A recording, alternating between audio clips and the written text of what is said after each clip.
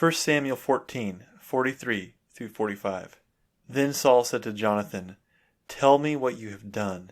And Jonathan told him, "I tasted a little honey with the tip of the staff that was in my hand. Here I am. I will die." And Saul said, "God do so to me, and more also. You shall surely die, Jonathan." Then the people said to Saul, "Shall Jonathan die, who has worked this great salvation in Israel? Far from it.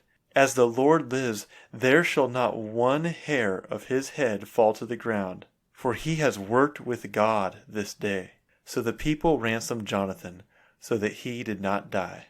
Eating honey is not something that you should be killed for.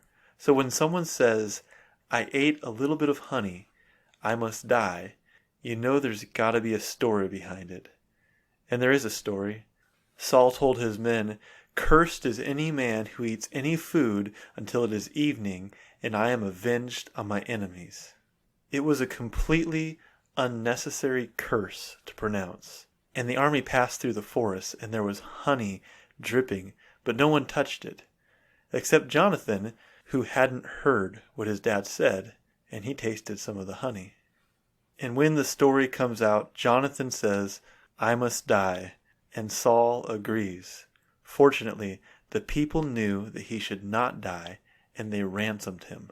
We can find ourselves in ridiculous situations when we make foolish vows and unnecessary rules. It makes me wonder how much of the heartache in our life has nothing to do with God's law, but it's just a result of us playing by our own rules.